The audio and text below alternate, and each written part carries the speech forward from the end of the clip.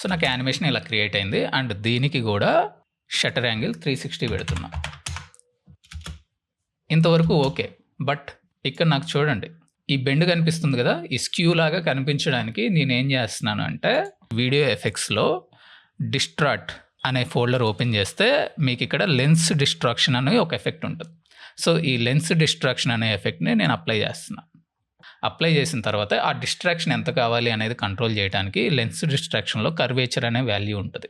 ఈ కర్వేచర్ అనే వాల్యూ మీరు పెంచుకొని చెక్ చేసుకోండి. సో ఇప్పుడు నేను వెనక్కి అంటే వాల్యూ పెంచుతుండే డిస్ట్రాక్షన్ అనేది రివర్స్ అవుతుంది. నాకు రివర్స్ అవ్వద్దు, ఫార్వర్డ్ అవ్వాలి కాబట్టి వాల్యూ నెగిటివ్ పెడుతున్నా. డిస్ట్రాక్షన్ ఎంత కావాలి అనేది చూసుకొని, సో నా కేసులో నాకు ఒక -60 పెడితే సరిపోతుంది. సో 60 పెట్టిన తర్వాత ప్లే హెడ్ బార్ స్టార్టింగ్కి వచ్చేసి ఆ -60 అనే దానికి కీ ఫ్రేమ్ యాడ్ చేసేసుకొని ఎండ్కి మళ్ళీ అది 0 అవ్వాలి, లేదంటే నాకు ఇలా కనిపిస్తుంది.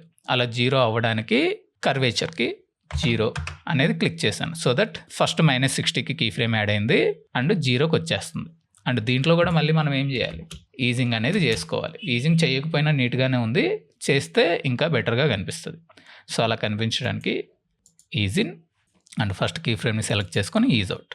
స్పీడ్ గ్రాఫ్ ఓపెన్ చేసుకొని, సో ఈ స్పీడ్ గ్రాఫ్ని మనం ఎంత నీట్గా అర్థం చేసుకుంటే మన యానిమేషన్ అనేది అంత స్మూత్ వస్తుంది. సో ఇప్పుడు నా ఫైనల్ యానిమేషన్ ప్లే చేస్తే ఇలా క్రియేట్ అవుతుంది.